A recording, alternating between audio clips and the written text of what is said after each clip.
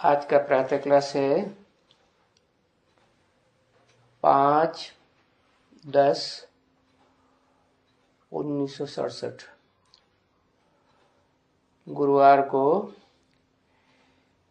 तीसरे पेज की मध्यांश में बात चल रही थी कि भक्ति में एकदम जब गला काटने को आ जाते हैं तब मैं उनको साक्षात्कार कराता हूं। तो बोला साक्षात्कार कराया, उसमें फायदा क्या हुआ? फायदा तो कुछ भी नहीं होता है, बस खुश हो जाते हैं एकदम। बस फिर क्लास, और फिर पाप करते ही रहते हैं। खांसी करवट खाते हैं ना, कुएं में कूदते हैं, है तो अंदर अंधकार ना, ज्ञान तो नहीं है, रोशनी तो नहीं है। तो ज्ञान की रोशनी न होने के कारण अज्ञान में तो पाप ही करते रहेंगे ना, क्योंकि उन अज्ञानी भक्तों को तो पता ही नहीं है कर्म किसे कहा जाता है, अकर्म किसे कहा जाता है, विकर्म किसे कहा जाता है। तो भले शरीर को खलास करते हैं, लेकिन आत्मा तो फिर भी अगला जन्म लेकर के पाप ही करती है ना।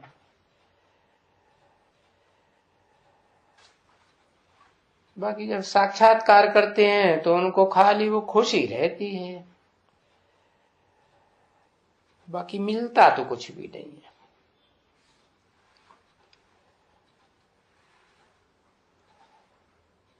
अब कोई बताए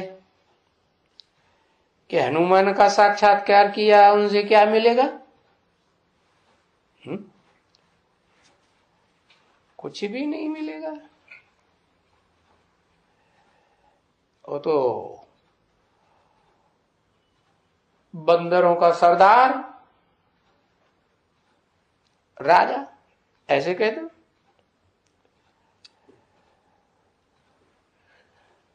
तो बंदरों में क्या होता है? चंचल बुद्धि होती है, घड़ी घड़ी चंचलता में, विकार में जाते रहते हैं। तो चंचल बुद्धि से क्या प्राप्ति होगी? अभी तुमको तो शिव बाबा मिला है, बुद्धिमानों की बुद्धि, उनको मन है ही नहीं जो चंचलता करे। तो त्रिकालदर्शी हुआ ना, तीनों काल का अखूट ज्ञान का भंडारी है। तो शिव बाबा से तुमको तो सब कुछ प्राप्त होता है। सारी विश्व की बादशाही कैसे लेनी है, सारा ज्ञान के आधार पर पता चल जाता है।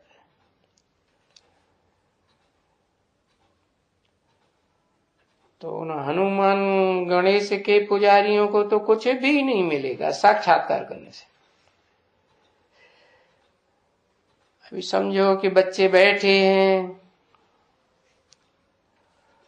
और तुम बच्चों को कृष्ण का दीदार होता है या लक्ष्मी नारायण का दीदार होता है?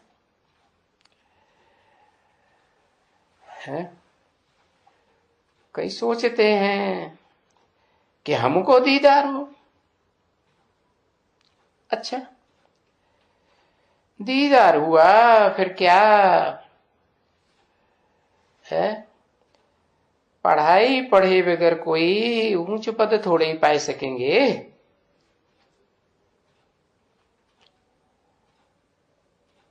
अच्छा, कृष्ण का दीदार हुआ, अब कोई पूछे कृष्ण बनेंगे कैसे,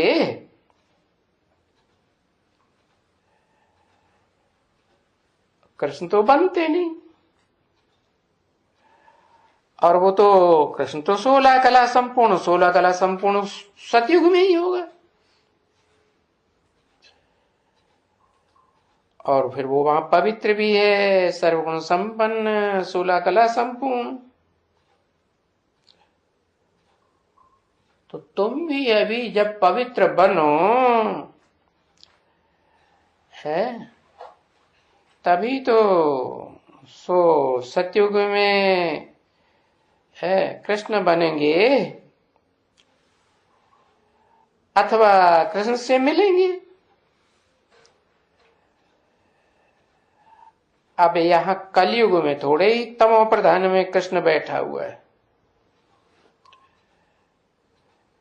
है, वो तो भक्ति मार्ग का साक्षात्कार होता है।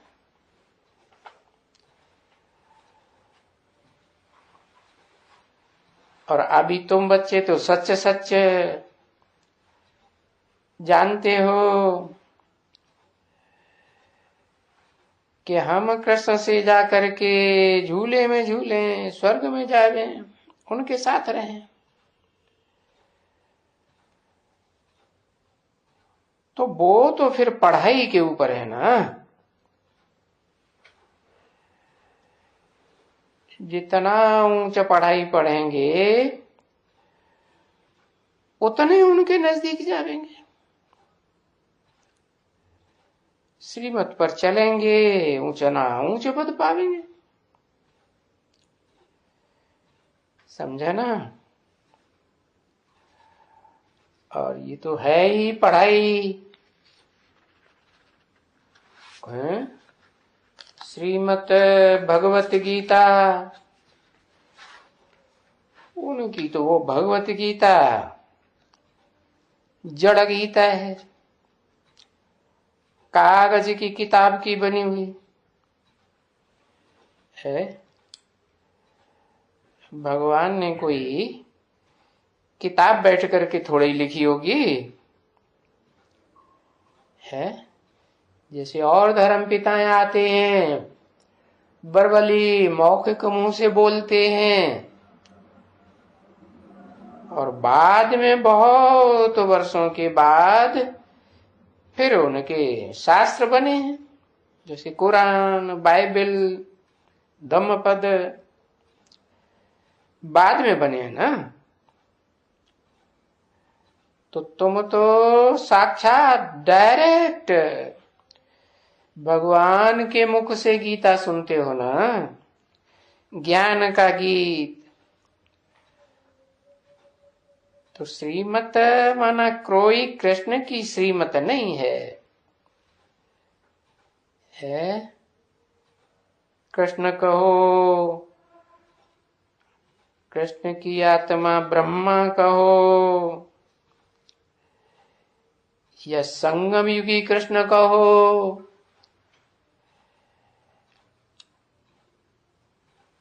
उनकी कोई श्रीमत थोड़ी ही है।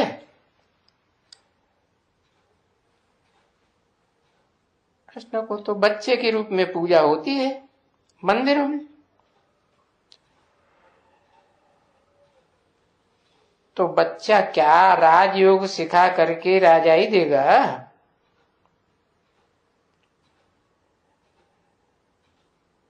तो श्रीमत तो कहा ही जाता है परम पिता परमात्मा की मत। परम पिता माना ही सभी बिंदु बिंदु निराकार अनुरूप आत्माओं का बड़े ते बड़ा पिता, जिसका कोई पिता होता ही नहीं। और फिर वो निराकार है, तो मुख तो चाहिए ज्ञान सुनाने के लिए। तो इस सृष्टि रूपी रंगमंच पर कोई तो परम पाठधारी आत्मा होगी जो हीरो पार्ट बजाए। उस हीरो पार्टधारी में प्रवेश करते हैं। क्यों प्रवेश करते हैं? क्योंकि सतयुग के आदि से लेकर के कलयुग के अंत तक सुख भोगते भोगते सबसे जास्ती पतित पत्थर बुद्धि बन जाती है। तो उसको पत्थर बुद्धि से पारस बुद्धि बनाने के लिए उसमें ही प्रवेश करना पड़े। क्योंकि ये तो पता है कि परमपिता के साथ परमात्मा शब्द लगाया हुआ है। बाद में क्यों लगाया है? पहले परमात्मा फिर परमपिता कह देते, पहले शंकर फिर शिव कह देते। ऐसे तो कहते नहीं शंकर शिव। क्यों नहीं कहते? क्योंकि बाप बड़ा होता है, बच्चा छोटा होता है। तो बाप जो समझदार है, बड़ा है, अनुभवी है, उसको पहले रखेंगे ना। तो वो परमपिता परमात्मा शिव इस मनुष्य सृष्टि के बीज रूप बाप में प्रवेश करते हैं। जिसकी श्रीमत से कृष्ण की आत्मा ने ये पद पाया है सतयुग में। अभी कृष्ण की आत्मा तो समझा ना, कौन है बताया है? ये दादा लेखराज को कृष्ण के साक्षात्कार हुए ना है। स्वर्ग का भी साक्षात्कार हुआ, विष्णु का साक्षात्कार हुआ, सफेद पोष ब्रह्मा का भी साक्षात्कार हुआ। तो इनको कहीं से गुरुओं से, विद्वान पंडित आचार्यों से, बनारस से, कहीं से भी जवाब नहीं मिला।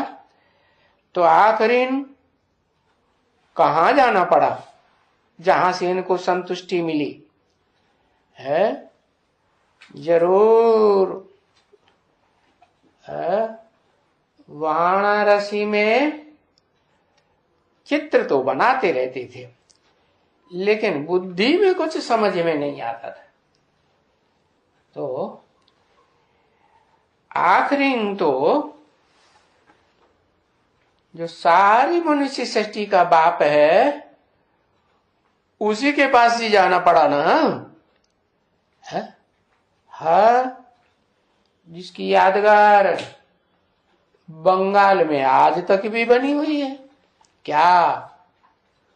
बनियन ट्री है। वो बहुत बड़ा वृक्ष है। बड़ा का मतलब ऐसे नहीं कि पांडवों के चित्र बड़े बड़े बनाए जाते हैं तो वो कोई इतने बड़े होते हैं। नहीं, बड़ा माने ज्ञान में बड़ा, योग की पावर में बड़ा है, और राजाई का वर्षा लेने में बड़ा। तो बड़ा पार्ट हुआ ना, इसलिए मिसाल दिया है उस वृक्ष का। किसका? बड़ा वृक्ष नाम रखा, बड़ा वृक्ष है। कहां दिखाते हैं? सागर के कंठे पर। तो ज्ञान सागर भी है ना। हाँ, तो उसमें प्रवेश करते हैं। तो जब प्रवेश करते हैं तो क्या प्रवेश करने मात्र से ही बाप समान अनुभवी बन जाएगा, ज्ञानी बन जाएगा? तो बच्चा हुआ या बुजुर्ग हुआ, क्या कहेंगे? बच्चा हुआ। तो मान लो संगम युगी कृष्ण भी कहें तो भी उस आत्मा ने कोई थोड़ा ही राजयोग सिखाया। वो तो खुद ही कलयुग के अंत में तमो प्रधान युग में क्या बन जाती? तमो प्रधान बन जाती। तो तुम बच्चे आत्मा हो ना, आत्माओं का बाप बैठ करके समझाते हैं कि तुम सब बच्चों की, कौन से बच्चों की? इन बाजू में बैठने वाले बच्चों की नहीं, जैसे ब्रह्मा और उनके फॉलोअर्स, इनको एक बाजू में रखो, इनसे बातें नहीं करते हैं। क्यों? इनसे बातें इसलिए नहीं करते हैं कि ये तो बच्चे के भी बच्चे बनते हैं, है? तो ज्यादा बच्चा बुद्धि कौन हुआ? है? जो बच्चे का भी बच्चा बना वो तो बहुत ही बच्चा बुद्धि हुआ, तो उसको थोड़ा ही समझावेंगे। हाँ, तो जो अव्वल नंबर बच्चा है बाप का, क्या कहते हैं अंग्रेजी में? Elder brother. हाँ, तो उसको समझाते हैं। हाँ, तो क्यों समझाते हैं? क्योंकि बड़े बच्चे को वर्षा देना होता है ना,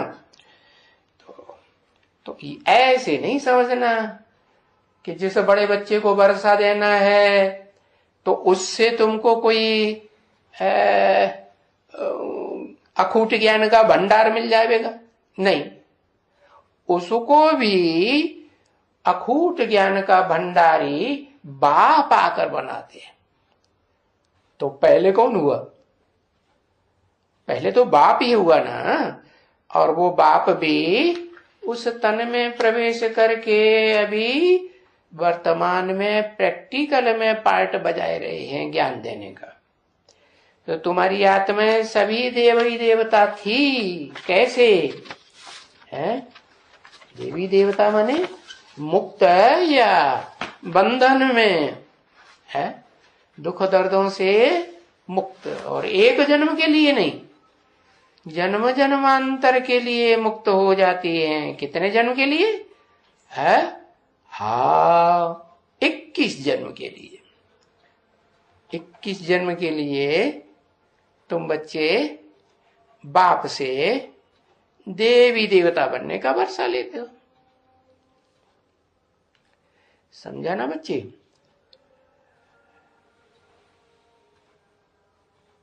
5/10/1967 के प्रातः क्लास का चौथा पेज। तो तुमने जाना कि कृष्ण के घराने में थे, सतयुग में कृष्ण का घराना कहेंगे ना। अच्छा, राधे कृष्ण का घराना कह दो, लेकिन अभी है, अभी तो वो राधा अलग और कृष्ण अलग। क्यों? क्यों अलग अलग है? इसलिए अलग अलग है कि कृष्ण सूर्यवंश में पैदा होता है और राधा चंद्रवंश में पैदा होती है। तो वंश अलग अलग है तो राजाई भी अलग अलग हुई ना। हाँ, परंतु सतयुग में तो दिखाते हैं राजाई घराने में जन्म हुआ तो इकट्ठा हुआ या अलग अलग वंश में हुआ है? इकट्ठा हुआ ना। तो इससे साबित होता है कि सतयुग में जो कृष्ण बच्चा पैदा होता है वो असल सूर्यवंशी लक्ष्मी नारायण से जन्म लेता है, जिनको कहा जाता है आदि नारायण आदि लक्ष्मी। हाँ, तो ये भी भारतवासियों को कुछ विचारों को पता नहीं है क्या कि नारायण और नारायणी किसे कहा जाता है और आदि नारायण आदि नारायणी किसे कहा जाता है? कहते हैं ना आदि सनातन देवी देवता धर्म। कैसा? सनातन माने पुराना, लेकिन पुराणों में भी आदि का। को पता ही नहीं है कि राधे कृष्ण आपस में क्या लगते हैं, है? कौन से राधे कृष्ण? असली कि बाद में जिनको टाइटल मिला वो? असली तो पहला ही होगा ना, और डुप्लीकेट तो बाद में आएगा।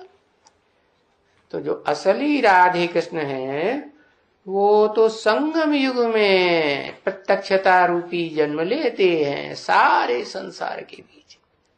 सारे संसार के बीच क्या? विधर्मियों के बीच? हाँ, विधर्मियों में जो मुख्य विधर्मी क्रिश्चियंस हैं, लास्ट का पूर्व हुआ ना चौथा मुख्य धर्मों में, तो वो भी जान जाते हैं क्या कि भारत में पैराडाइज में लॉर्ड कृष्ण, जानते तो है ना? हाँ, तो जान जावेंगे, अभी तो नहीं जानते है। हाँ, तो जान जावेंगे कि राधे कृष्ण आपस में क्या लगते हैं, क्या लगते हैं, है? राधे कृष्ण की क्या लगती है पहले पहले, है? अरे जब आपस में प्यार हो तब समझे हैं कि स्वयंवर से पूर्व तो भाई बहन हुए ना, स्वयंवर के बाद फिर क्या कहेंगे? हाँ, तो युगल हुए। अब इनको तो कोई को पता नहीं है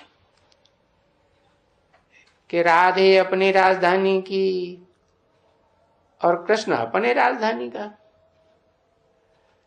तो वहां तो अपनी अपनी बादशाही है ना, है? अपनी अपनी राजाई की प्रजा है ना। प्रजा वर्ग के लोग जो हैं दोनों वंश में अलग अलग होंगे ना। हाँ, इसका बाप भी है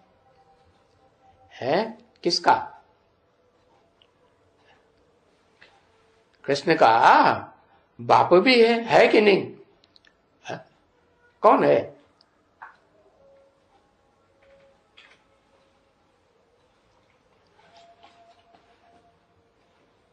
कहते हैं कृष्ण का बाप वसुदेव, शास्त्रों में लिख दिया। अब वसु तो धन संपत्ति को कहा जाता है ना, उन्होंने समझ लिया रुपया पैसा सोना चांदी की धन संपत्ति नहीं। अरे आत्मा की धन संपत्ति तो ज्ञान है ना। हाँ, तो ज्ञान का अखूट भंडारी वो है वसुदेव। अखूट ज्ञान का भंडार देने वाला देव हुआ ना वसुदेव। हाँ, तो वसुदेव दिखाते हैं, शास्त्रों में दिखाया है। कौन से कुल में है? यादव कुल में दिखाते हैं, यदुवंशी दिखाते हैं। फिर उनके महल में है जहां कृष्ण पलता है महल में बगीचे में राधा आती है, सखियों सहित आती है। कि पहले कृष्ण जाता है राधा के पास? कृष्ण क्यों नहीं जाता? अरे कृष्ण ऊंच कुल का और राधा चंद्रवंशी। सूर्य ऊंचा या चंद्रमा ऊंचा? सूर्य तो ऊंचा है, ऊंच हुआ ना।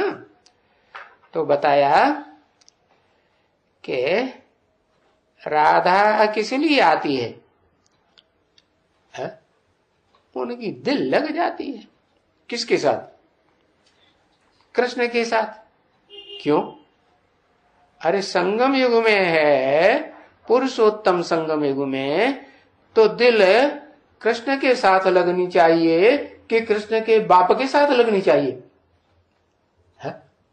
किसके साथ लगनी चाहिए? है? दिल तो जो कृष्ण का बाप है उसे क्या कहेंगे? शिव बाबा। क्यों शिव बाबा क्यों कहा? क्योंकि असली नाम तो शिव है, वो कभी बदलता नहीं, लेकिन शरीर में प्रवेश करते हैं तो नाम बदल जाता है। क्या नाम बदल जाता है? बाबा। बाबा माने ग्रैंडफादर। क्यों? बाप क्यों नहीं? इसलिए नहीं कि बाप से वर्षा मिले बच्चों को ना मिले, लेकिन बाबा से तो वर्षा मिलेगा ही मिलेगा। तो वो शिव बाबा कहा जाता है। कैसे बाबा? है? जितने भी दुनिया में धर्म के फॉलोअर्स हैं उनके बाप हैं, अपने अपने धर्म पिता हैं। तो वो बाप हुए ना। हाँ, उनसे सुख शांति का वर्षा मिले या ना मिले है। लेकिन उन बापों का भी जो बाप है वो कौन? कहते हैं आदम, एडम। लेकिन वो आदम और एडम भी तो जन्म मरण के चक्र में आते आते सबसे पतित तमो प्रधान बन जाता है ना, है सुख भोगते भोगते। तो वो इस मनुष्य सृष्टि रूपी रंगमंच पर है बड़ा बच्चा है, आत्माओं के बाप का सबसे बड़ा बच्चा। तो उस बच्चे में प्रवेश करते हैं तब नाम पड़ता है शिव बाबा। तो शिव बाबा से प्यार होना चाहिए कि कृष्ण से प्यार होना चाहिए? है?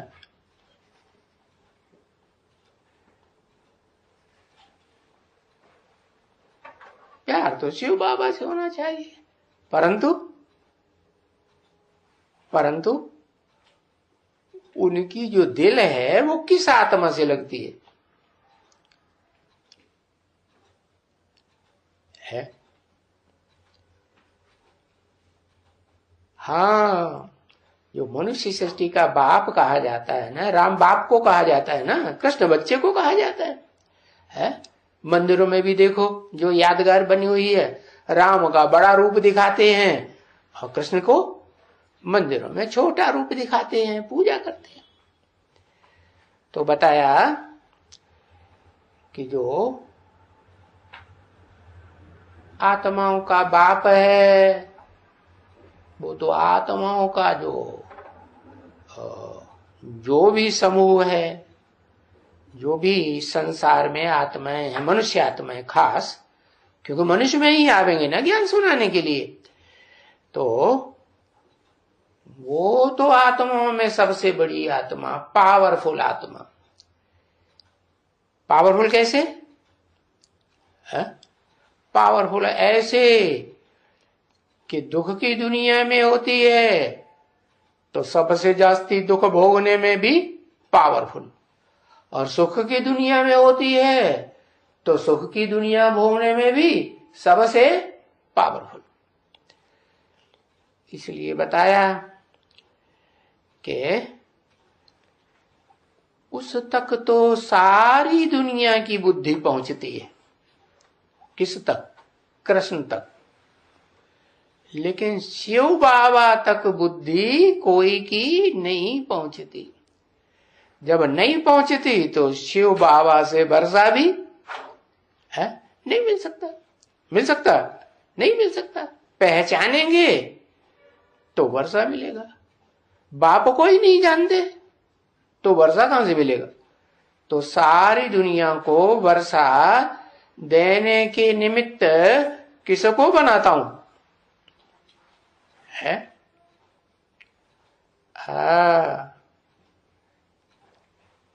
उसको बनाता हूं जो भक्ति मार्ग में भी असल सूर्यवंशी गाया हुआ है। कौन? राम को सूर्यवंशी कहते हैं।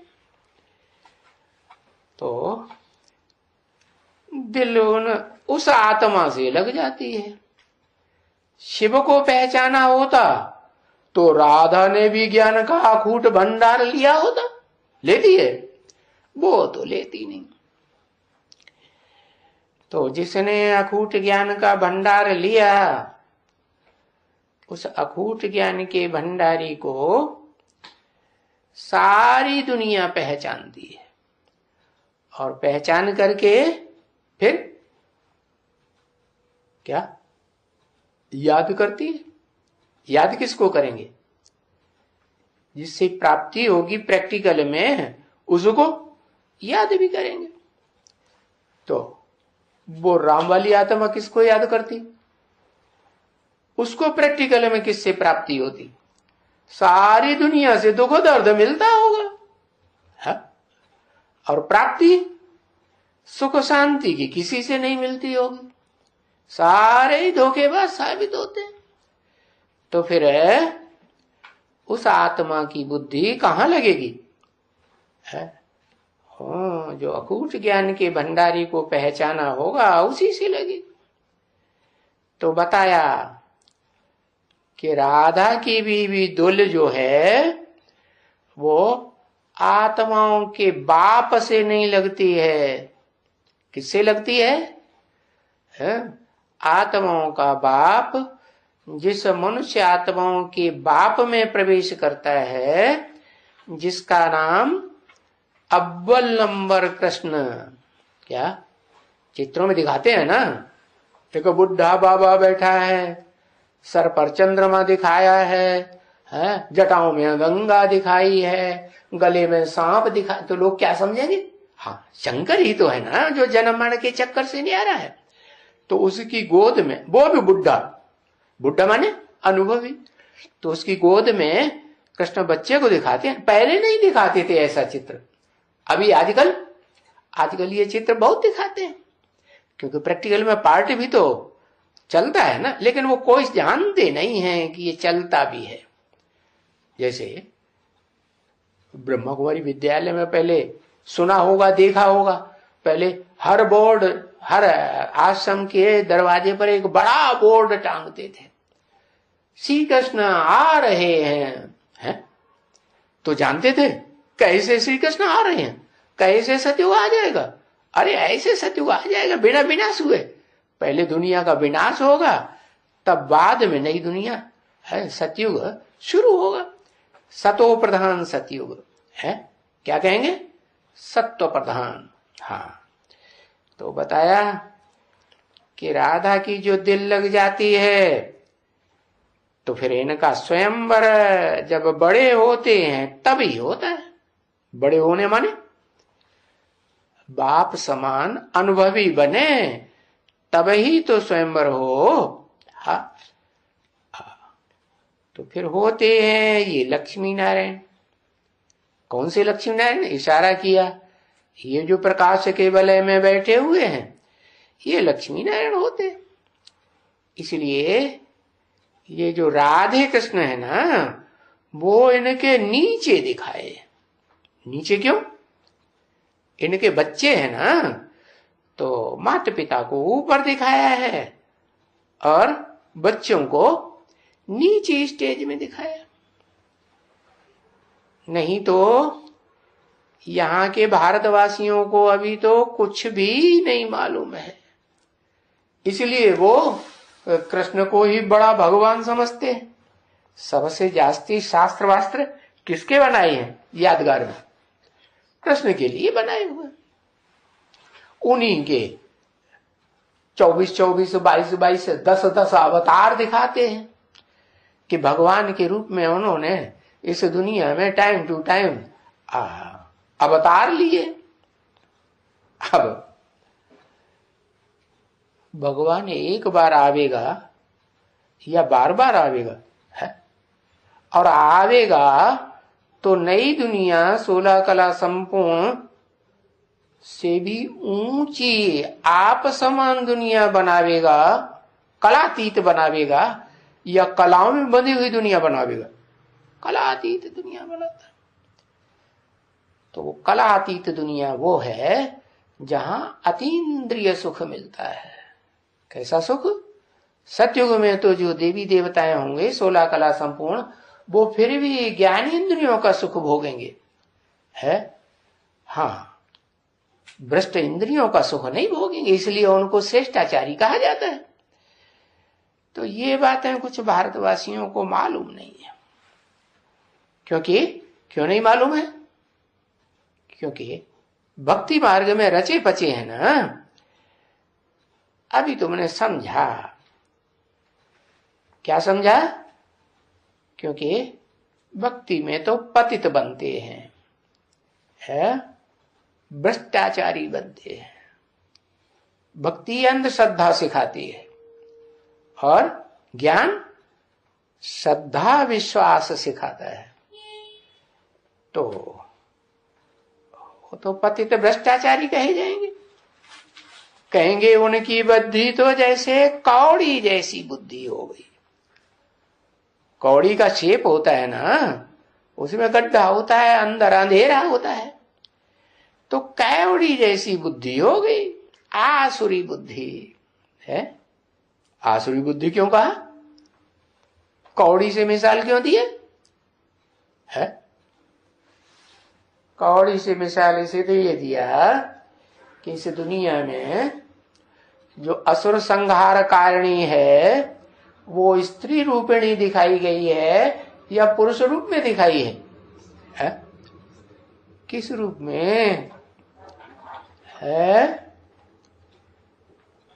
स्त्री रूपिणी दिखाई गई है। महाकाली दुर्गा तो सतो प्रधान स्टेज का नाम है। दुर्गुणों को दूर करने वाली दुर्गा, वही जो दुर्गुणों को दूर करने वाली दुर्गा कही जाती है, वही सत्युग से त्रेता, त्रेता से द्वापर, द्वापर से कलयुग तक सुख भोगते भोगते देह के अंत में महाकाली बन जाती है। और फिर वो क्या करती है? तो इस दुनिया में सारे ही रावण संप्रदाय मनुष्य बन गए, उन सब के गले काट देती। क्या? सबको मार देती है। मार देती माने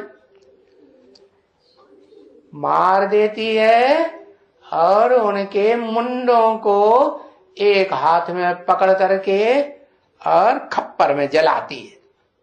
क्या क्या करती है? क्यों जलाती है?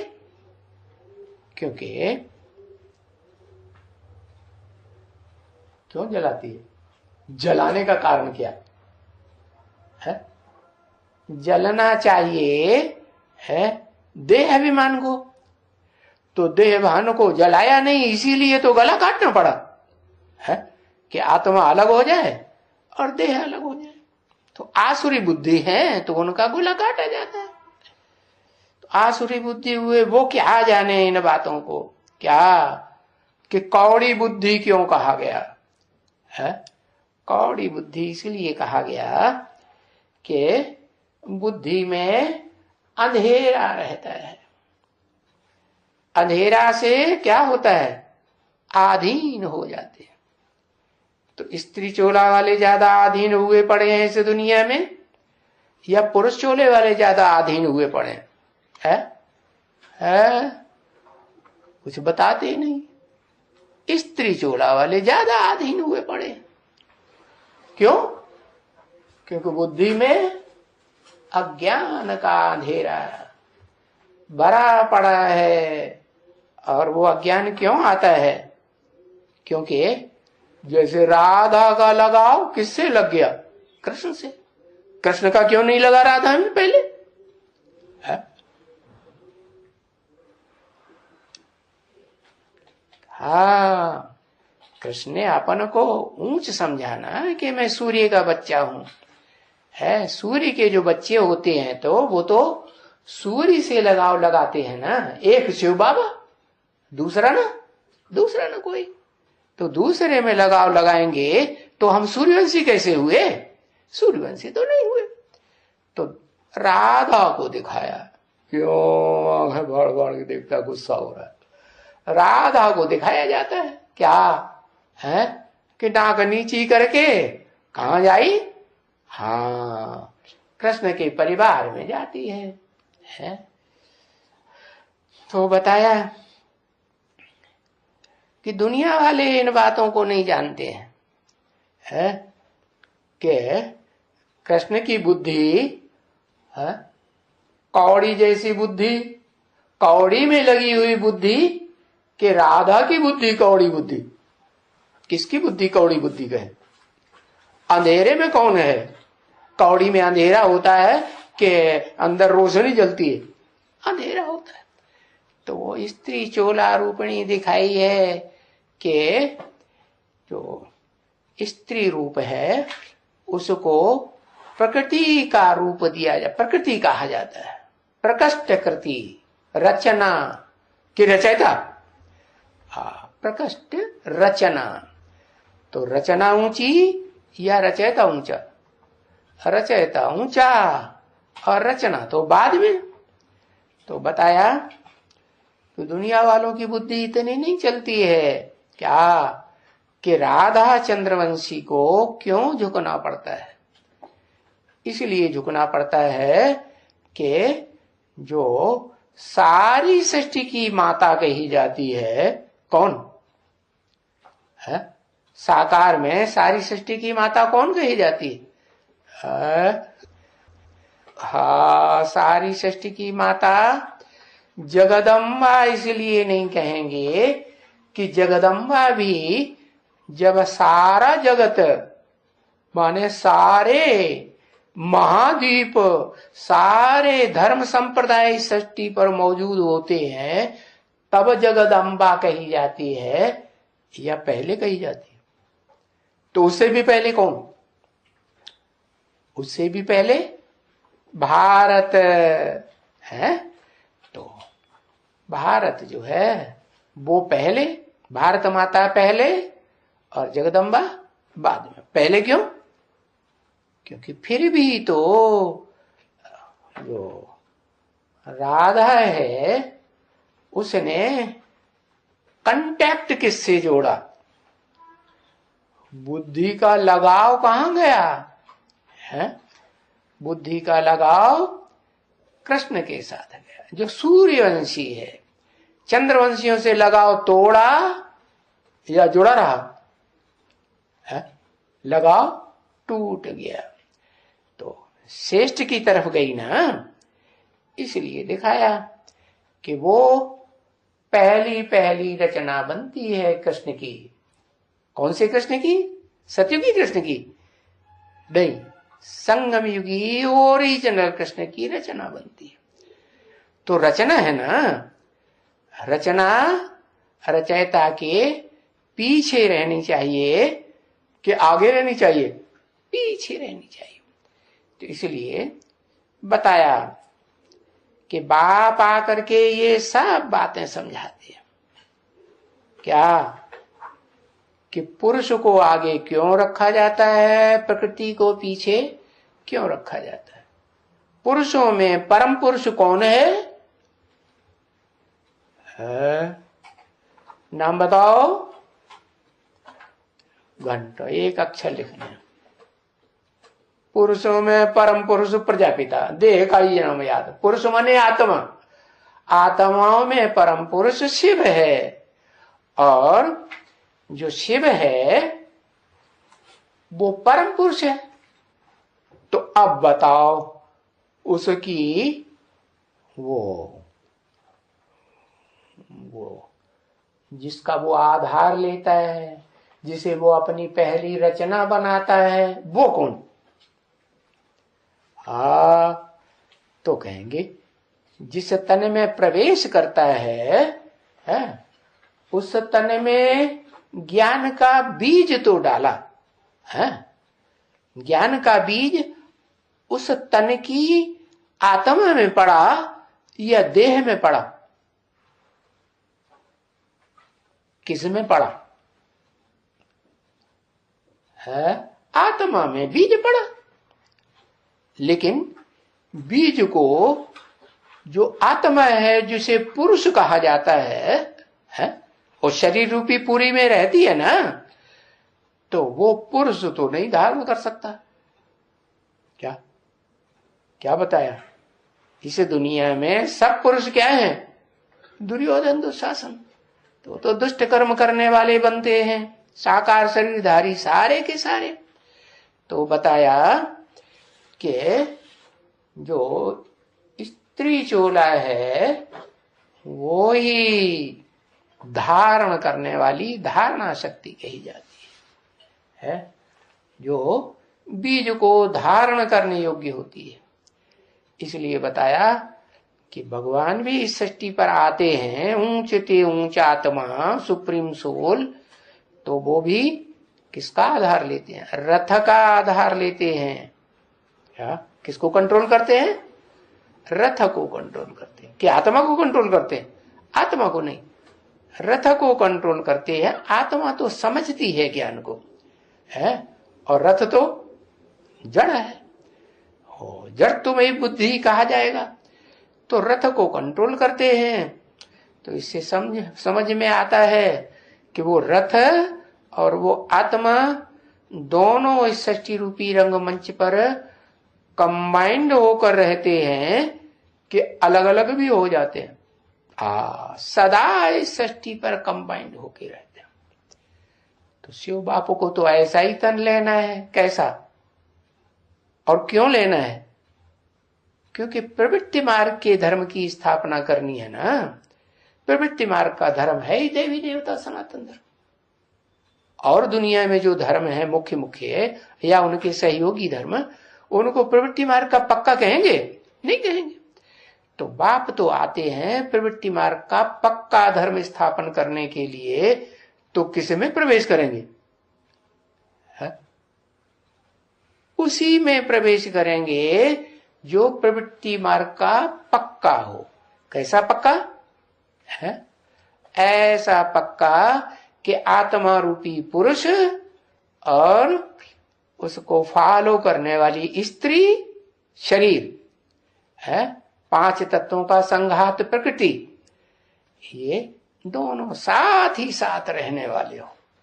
भले तमो प्रधान बन जाएं तो भी साथ ही साथ, माने उनको कहेंगे प्रवृत्ति मार्ग के सदा काल पक्के। तो उस तन में प्रवेश करते हैं और प्रवेश करके बताते हैं क्या कि जो शरीर रूपी प्रकृति है उसको किसे फॉलो करना है? पुरुष आत्मा को फॉलो करना है। और ऐसे करेंगे तो क्या होगा? सारी सृष्टि में सुख शांति बनी रहेगी। जो भी सृष्टि पैदा होगी दोनों से, वो कैसी सृष्टि पैदा होगी? सुख शांति वाली सृष्टि पैदा होगी। तो बताया कि ऊंचते ऊंच किसे कहेंगे? रचयिता को। और उसके बाद जो रचना होती है नंबरवार, उसको कहेंगे नंबरवार, नीचे नीचे नीचे। तो अव्वल नंबर ऊंचते ऊंच रचयिता जिसे कहते हैं पुरुष है। इस षष्ठी रूपी रंगमंच पर पार्ट बजाने वाले पुरुषों में है जो सर्वोत्तम पार्टधारी, हीरो पार्टधारी है, वो पुरुष रचयिता हुआ नई सृष्टि का। नई सृष्टि साकार या निराकार? साकार। तो साकार सृष्टि का जो रचयिता है उसको आधार किसका लेना पड़े? साकार मनुष्य आत्मा का आधार लेना पड़े या नहीं लेना पड़े? तो क्या करें? आधार लेने के लिए भीख मांगने जाए? तो अभी भी ये परंपरा चल रही है नॉर्थ इंडिया में। ब्राह्मणों में जो ब्राह्मणों के बच्चे या बाप होते हैं ना, माता पिता, तो वो नहीं जाते हैं कन्याओं के माँ बाप के पास ढूंढने के लिए या मांगने के लिए। क्या ये परंपरा मुसलमानों में चलती है? मंगनी करेंगे, उसको कहते हैं मंगनी। मांगते हैं जाके, अपनी कन्या हमें दे दो, भिखमंगे कहीं के। अरे अपनी हस्ती को भूल गए, भीख मांगना अच्छी बात है क्या है? अरे कुछ भी काम करना है तो अपने बलबूते पर करना अच्छा है या भीख मांग मांग के करना है? और जिससे भीख मांगेंगे वो दबाव में रखेगा कि नहीं? हाँ, वो दबाव में रखेगा, है ना? हाँ, देखो वो दिखाते हैं शास्त्रों में दक्ष प्रजापति तो क्या करता है, जिनको अपनी कन्याएं देता है उनको अपने घर में रखता है ना, अपने कंट्रोल में रखता है ना। तो उससे जो भी पैदाइश होगी दुनियादारी की, वो दुनियादारी नीचे जाएगी कि ऊंची बनेगी? नीचे जाएगी। तो कौन सी आत्मा है ब्राह्मणों की दुनिया में पहली जिससे पैदा हुई सृष्टि नीचे ही जाती है? क्या? दादा लेखराज ब्रह्मा। उनसे जो भी ब्राह्मण पैदा होते हैं, क्या कैसे? कुखवंशावली। क्योंकि मुखवंशावली तो वो ही बनते हैं जो शिव के वाणी को सुनते हैं, तो उनको मुखवंशावली है, शिववंशावली का वो क्या नाम, सूर्यवंशी कहेंगे या चंद्रवंशी कहेंगे? नहीं, सूर्यवंशी कहेंगे। तो उनकी बात छोड़ दो। तो ब्रह्मा की जो औलाद बनते हैं वो कौन बनते हैं? जो अपने अंदर फख्र रखते हैं कि हम देह की औलाद हैं, देह का सुख लिया। माना उनकी बुद्धि में बैठता है जितना ब्रह्मा ने हमको सुख दिया है उतना हमें किसी ने सुख नहीं दिया। तो ऐसी आत्माएं जिनको देह का फख्र रहता है कि देह से सुख मिलता है, वो आत्माएं वो फिर नीची कुरी के ब्राह्मण बनते हैं। नीची कुरी माने कौन सी नीची कुरी? एक है सूर्यवंश, दूसरा है चंद्रवंश, तीसरा है इस्लाम वंश, चौथा है बौद्ध वंश। इस दुनिया में ये वंश प्रसिद्ध है ना। और लास्ट क्रिश्चियन वंश। तो ये जो चार मुख्य धर्म हैं, इनके फॉलोअर्स, इनके असिस्टेंट धर्म और भी हैं। तो टोटल 8 हैं। इन 8 के मूल कोई पूर्वज होंगे ना, जहां से इनकी वंशावली चलती है, जिनके पूर्व में जन्म लेने वाले एक बाप के सिवाय और कोई न हो। क्या? हाँ, अष्टदेव। वो अष्टदेव जो हैं उनको कहा जाता है वसुदेव। क्या? शिव की अष्टमूर्तियां। तो वो भी किस कैटेगरी की होंगी? जब संपन्न स्टेज प्राप्त करेंगी तो वो भी अपनी सृष्टि रचने के लिए भीख मांगने जाएंगी? जाएंगी नहीं। वो भीख मांगने वाले नहीं है, वो असल सूर्यवंशी है। प्रैक्टिकल में एक सूर्य के रूप में पार्ट बजाने वाली आत्मा की संतान। कौन आत्मा? शिव बाबा। जिसे शिव बाबा कहते हैं उसमें शिव है या नहीं? और वो शिव ही ओरिजिनल सूर्य है जो सदा डिटैच रहने वाला है कि डुप्लीकेट सूर्य है? हाँ, डुप्लीकेट सूर्यों से कहेंगे कि असली सूर्य से जो कॉपी निकली उसको कहेंगे डुप्लीकेट। कौन निकली? पहले कहेंगे कहेंगे एडम प्रजापिता, कहेंगे ना। और उसको कहते हैं महादेव। देवताओं में सबसे बड़ा देवता। पहले तो ब्राह्मणों में सबसे बड़ा देवता ब्राह्मणों में सबसे बड़ा देवता को क्या लेंगे? ब्राह्मणों की चोटी सबसे ऊंची क्या होती है? ब्राह्मण चोटी लगाते हैं ना, तो सबसे ऊंचा क्या कहते हैं? चोटी। चोटी में क्या खासियत है? कान में क्यों नहीं खासियत? आंख में क्यों नहीं? नाक में क्यों नहीं? क्योंकि चोटी में जब गांठ लगाते हैं ना तो शिव बन जाता है? जब शादी होती है ना तो गांठ जोड़ते हैं ना, जोड़ते हैं कि नहीं? ये परंपरा कहां से पड़ी है? संगम युग से परंपरा पड़ी कि षष्ठी रूपी रंगमंच पर जो परम प्रकृति रूपी परम ब्रह्म रूपी माता है उसकी गांठ किससे जुड़ती है?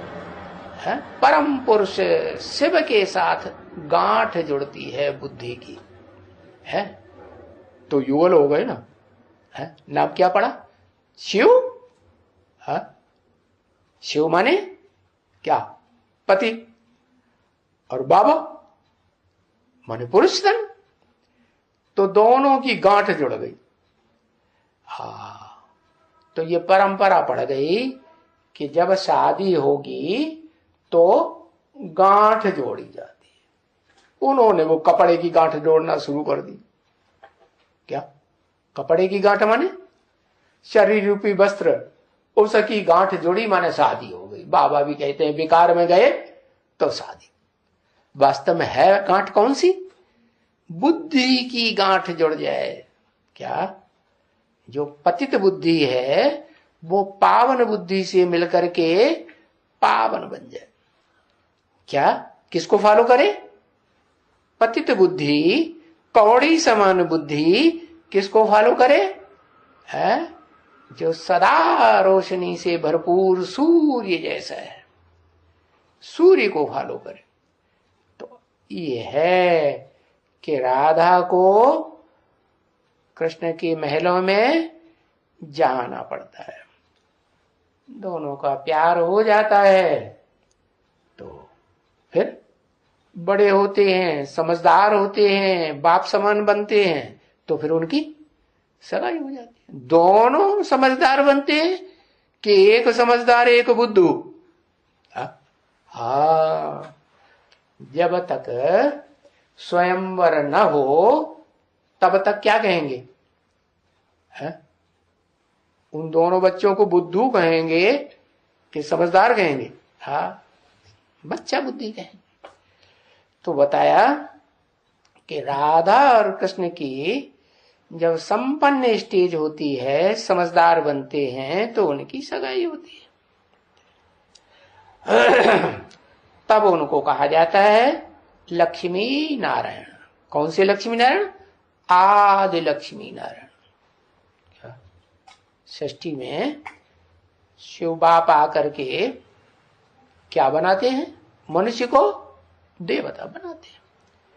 तो देवता वो देवता नहीं, कौन से? 16 कला संपूर्ण जो इंद्रियों का सुख भोगते हैं, नहीं, उनसे भी ऊंची स्टेज का। कैसा? हाँ, ऐसी ऊंची स्टेज जहां इंद्रियों का सुख भोगने की इच्छा ही नहीं होती। कलातीत, कलाओं से ऊपर का सुख, उसको कहते हैं अतीन्द्रिय सुख। माने उसको कहेंगे विष्णु।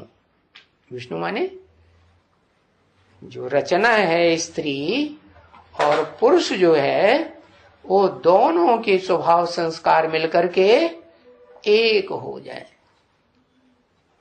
संकल्प मात्र भी कोई भी विरोधाभास कभी भी पैदा न हो।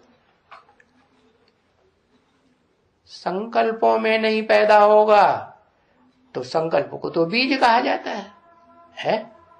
तो दृष्टि में विरोधाभास आएगा? नहीं आएगा। ज्ञानेंद्रियों में भी विरोधाभास नहीं आएगा। तो बताया वो कर्म भी कैसे होंगे?